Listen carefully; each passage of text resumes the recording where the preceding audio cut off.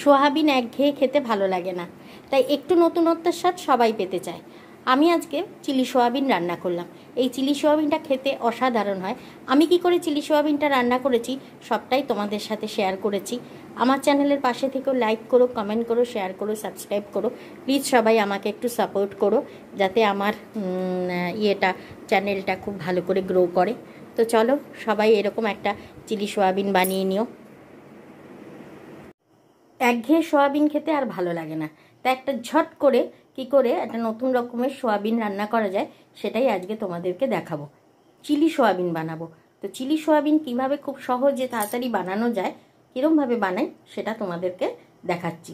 সোয়াবিনগুলো যথারীতি সেদ্ধ করে নিয়েছি, গরম জলে সেদ্ধ করে নিয়ে জল ঝরিয়ে রেখে দিয়েছি। ননস্টিক প্যানে যথারীতি, ননস্টিক কড়াইয়ে যথারীতি সাদা তেল আমি গরম করতে দিয়ে দিয়েছি।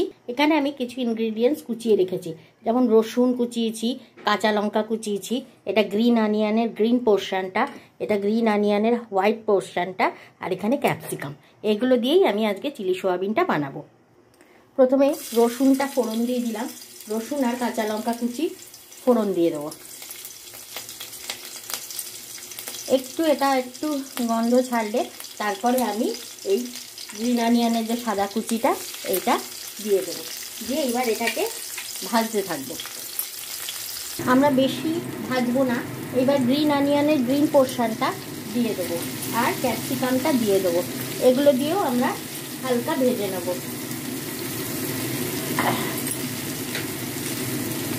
ক্যাপসিকামটা দিয়ে দিলাম। এই গ্রিন অনিয়নের হোয়াইট পোর্শনটা ভাজলে না খুব সুন্দর একটা গন্ধ ছাড়ে।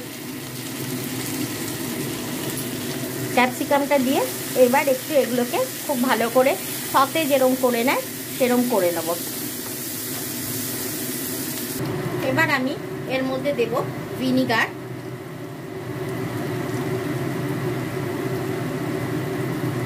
1 চামচ ভিনিগার দিলাম।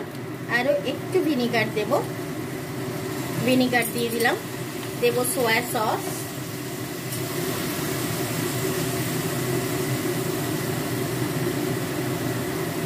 ডার্ক সোয়া সস আর একটু দেব।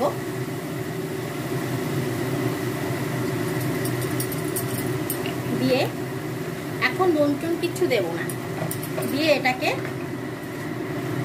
খুব ভালো করে এরকম করে টস করে নেব।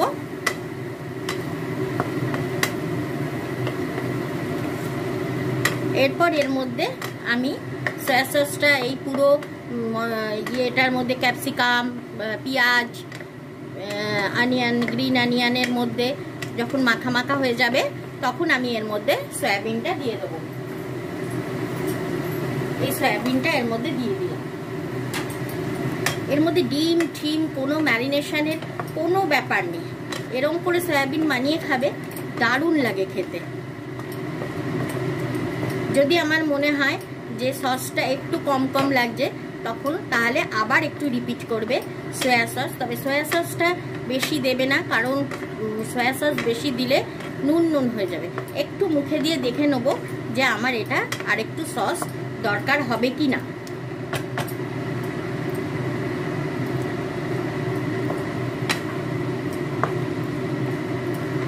আমার এখানে আরেকটু সয়া সস দরকার হবে, আমি তাই আরেকটু সয়া সস আর আরেকটু ভিনিগার এর মধ্যে অ্যাড করব।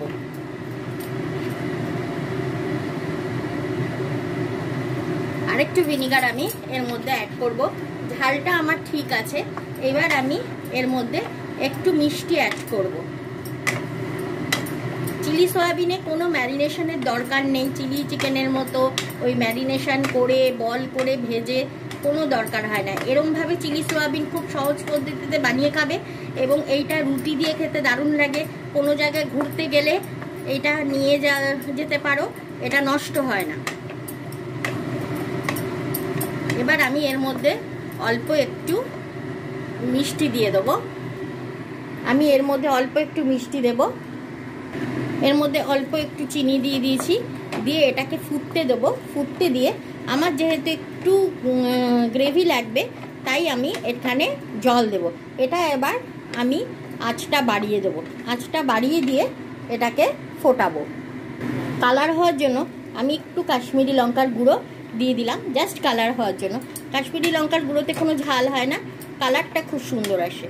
তো চলো এটা দিয়েও এবার একটুখানি নাড়াচাড়া করে নেব, যাতে কালারটা আমার খুব সুন্দর এসে যায়। এবার আমি এর মধ্যে একটু জল দিয়ে দেবো গ্রেভিটা বানানোর জন্য। এরপর আমাদের মুখে দিয়ে দেখতে হবে যে আমার নুন লাগবে নাকি। আমি এইটুকু জল দিলাম, এবার টকবক করে সয়াবিনটা ফুটুক,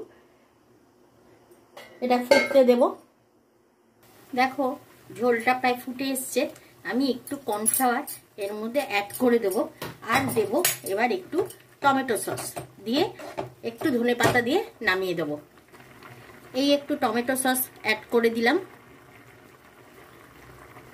আর দিয়ে দিলাম ধনেপাতা কুচানো দিয়ে, এইবার আমি একদম নামিয়ে দেব।